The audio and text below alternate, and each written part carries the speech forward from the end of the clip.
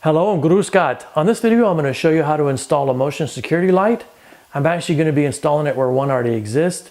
The old one has become weathered and it no longer works, so I'm going to put a new one in.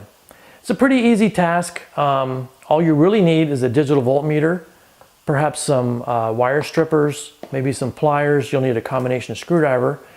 And if you want to go over the top with safety, you can tag out your power distribution center, in other words, your breaker box. For that, you need a lock, you need a tag, safety glasses, electrician's gloves.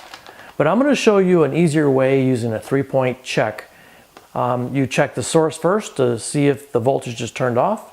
Then you check your instrument to make sure that you get a reading in a known good outlet. And you go back and you check your source again to make sure it's safe to work on. So I'll show you that here in a second and we'll get started. Okay, so here we are. Here's the unit I'm going to replace. It's quite aged. This is all broken out. It's damaged. So the first thing I'm going to do really is just take this screw loose here in the center and take the whole unit out carefully, and don't disconnect any wires yet because we want to make sure that we're not going to get electrocuted. So we're just going to pull that loose and then we'll see what we have there inside. And then I'm going to turn the light switch off on the other side of the wall, which should disable this unit. But to be sure, I'll show you the 3-point wiring check.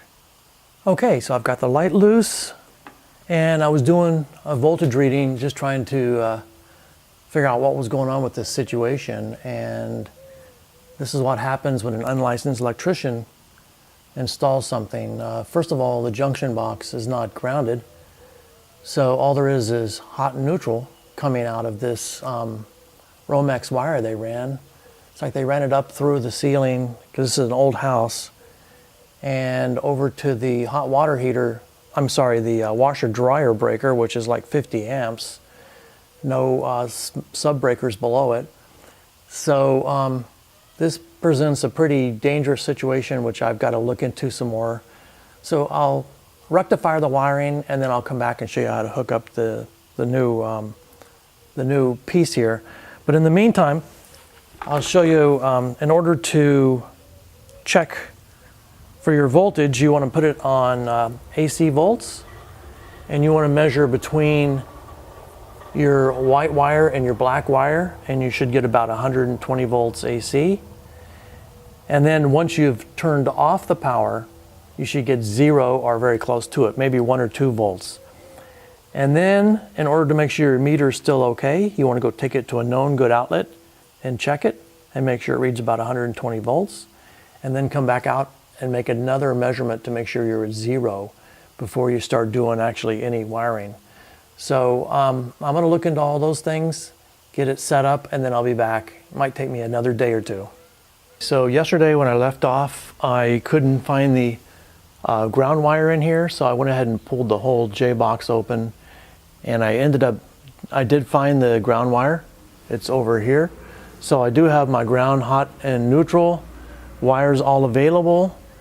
I have made sure the power is off by checking it with the voltmeter on AC, and then taking that voltmeter and putting it on a known good source to make sure that no reading here.